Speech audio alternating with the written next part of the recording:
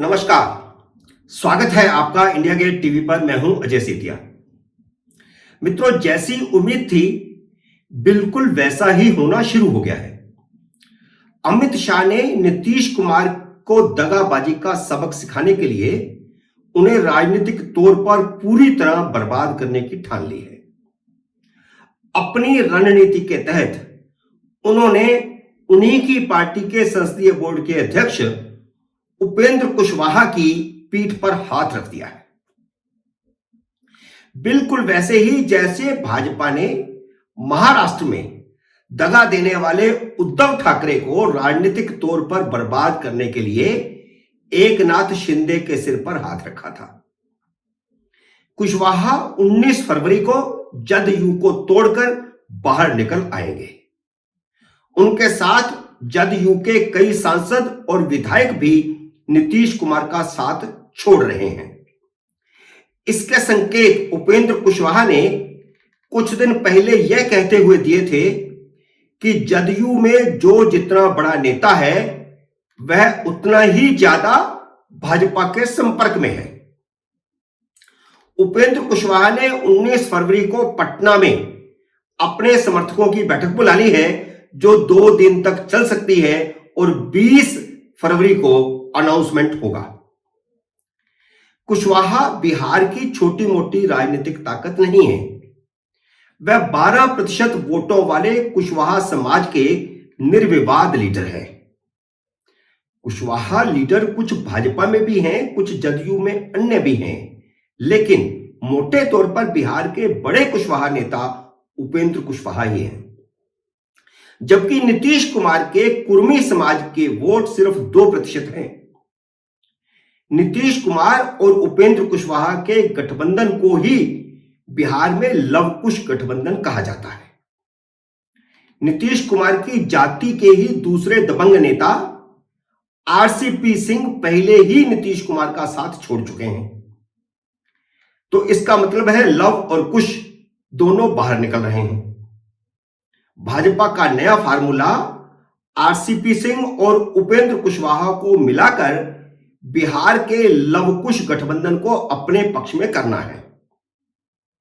राम जन्मभूमि मंदिर वाली राम की पार्टी भाजपा ने अब लवकुश का बनवास खत्म करके उन्हें राजभवन में वापस लाने की रणनीति बनाई है। 2014 में लव यानी कुर्मी यानी नीतीश कुमार एनडीए में नहीं थे, लेकिन कुश यानी कुशवाहा एनडीए में थे। तो नीतीश कुमार की जदयू को सिर्फ 2 लोकसभा सीटें मिली थी, जबकि भाजपा को 22 और कुशवाहा को 3 लोकसभा सीटें मिल गई थी। कुशवाहा की पार्टी जदयू से बड़ी पार्टी बन गई थी। एनडीए गठबंधन के तीसरे दल रामविलास पासवान की लोजपा को भी 6 सीटें मिल गई थी। दलित और कुशवाहा वोटों के साथ एनडीए ने 40 में से 31 सीटें हासिल कर ली थी। 2019 में उपेंद्र कुशवाहा की जगह पर नीतीश कुमार भाजपा के साथ थे और कुशवाहा नहीं थे, तो भाजपा और कुशवाहा दोनों को नुकसान उठाना पड़ा था। नीतीश कुमार के चलते 2019 में एनडीए की सीटें तो बढ़ गई, 39 हो गई, लेकिन उसका फायदा नीतीश कुमार को हुआ। गठबंधन के कारण भारतीय जनता पार्टी 30 सीटें नहीं लड़ पाई, जो कि 2014 में उसने लड़ी थी। उसे गठबंधन के कारण सिर्फ 17 सीटों पर चुनाव लड़ना पड़ा। उसने सारी सीटें जीती, फिर भी उसकी 5 सीटें तो घट ही गई। कुशवाहा की पार्टी एक भी सीट नहीं जीत सकी, जिसने अलग होकर के चुनाव लड़ा था।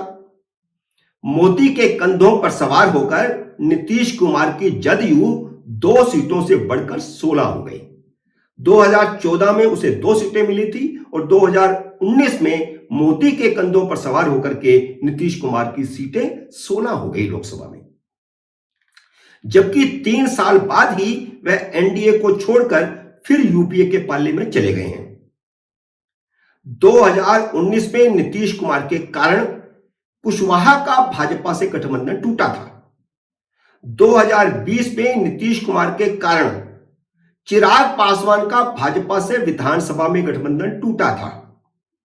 लेकिन यह भी सच है कि चिराग पासवान के कारण नीतीश कुमार की पार्टी विधानसभा में सिर्फ 41 सीटों पर सिमट कर रह गई। चिराग पासवान ने नीतीश कुमार को अच्छा खासा नुकसान पहुंचाया। इसका मतलब यह है कि उपेंद्र कुशवाहा और चिराग पासवान की ताकत नीतीश कुमार से कहीं ज्यादा है। लबोलवाब यह है कि आरसीपी सिंह और उपेंद्र कुशवाहा का नया लव कुश गठबंधन बनाकर और चिराग पासवान को वापस एनडीए में लाकर अमित शाह की रणनीति नीतीश कुमार को राजनीति के हाशिए पर फेंकने की है और उस पर काम शुरू हो चुका है। सवाल सिर्फ इतना है कि क्या भाजपा आरसीपी सिंह और उपेंद्र कुशवाहा को साथ ला सकेंगी, क्योंकि इनका आपस में कोई इतना बड़ा अच्छा रेपो पहले नहीं रहा है। क्या वो रेपो बनेगा? एक दूसरे के खिलाफ भी नहीं रहे। अगर उपेंद्र कुशवाहा 20 फरवरी को अपनी पार्टी को रिवाइव करने का ऐलान करते हैं तो क्या आरसीपी सिंह भी उस पार्टी में शामिल होंगे? यह एक सवाल है। अमित शाह की रणनीति यह है कि दोनों इकट्ठे हो जाएं।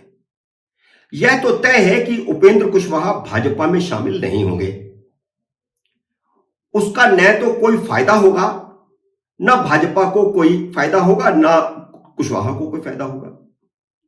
इसमें कोई शक नहीं है कि नीतीश कुमार के अलग होने से भाजपा दबाव में है। उपेंद्र कुशवाहा इसी दबाव का लाभ उठाकर भाजपा से मोल भाव करने के लिए अपनी पार्टी ही बनाएंगे। अगर वह भाजपा में शामिल हो जाएं तो उनको कुछ लाभ जातीय तौर पर, राजनीतिक तौर पर नहीं होगा। भाजपा भी यही चाहती है ताकि नीतीश कुमार के सामने अति पिछड़ी जातियों का गठबंधन खड़ा करके उन्हीं के हथियार से उन्हें मारा जाए। 1994 में जब जॉर्ज फर्नांडिस ने समता पार्टी बनाई थी तो नीतीश कुमार और उपेंद्र कुशवाहा उनके साथ समता पार्टी में शामिल हुए थे, जिसका बाद में शरद यादव के जनता दल में विलय हो गया और जनता दल यू बना। नीतीश कुमार जिनके कंधों पर सवार होकर राजनीति की सीढ़ियां चढ़ते हैं, बाद में उन सभी को धोखा देते हैं और यही उनका इतिहास है। जिस जॉर्ज फर्नांडिस ने नीतीश कुमार को मुख्यमंत्री बनवाया और अपनी पार्टी का अध्यक्ष बनवाया, उन्हीं नीतीश कुमार ने 2009 में जॉर्ज फर्नांडिस का लोकसभा का टिकट काट दिया। शरद यादव का बाद में नीतीश कुमार ने क्या हाल किया, वह बहुत पुरानी बात नहीं है। अपने अंतिम दिनों में शरद यादव दिल्ली में घर को तरस गए। यह हालत कर दी थी नीतीश कुमार ने। वह चाहते तो उन्हें राज्यसभा भेज सकते थे, लेकिन उन्होंने उनको अपमानित किया, जबकि उन्हीं की सीढ़ी पर चढ़ करके वह बड़े नेता बने। उपेंद्र कुशवाहा के साथ भी नीतीश कुमार ने वही किया। 2021 में उन्हें पार्टी में शामिल करवाया और पार्टी के संसदीय बोर्ड का अध्यक्ष बना दिया। लेकिन जब नीतीश कुमार ने भारतीय जनता पार्टी से गठबंधन तोड़कर महागठबंधन की सरकार बनाई तो उपेंद्र कुशवाहा को पूछा तक नहीं।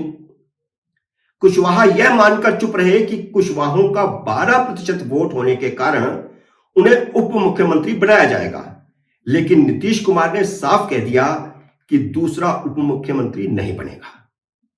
तो अब उपेंद्र कुशवाहा के पास कोई चारा भी नहीं है कि वह अपने राजनीतिक अस्तित्व को बचाने के लिए, अपने 12% वोट को अपने साथ रखने के लिए जनता दल यू छोड़कर बाहर आए और भारतीय जनता पार्टी के साथ गठबंधन करके 2014 की तरह नीतीश कुमार को उनकी औकात दिखाएं।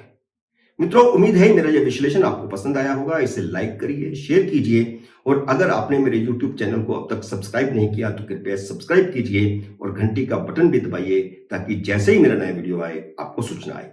मेरे नई वीडियो का करिए इंतजार। तब तक नमस्कार।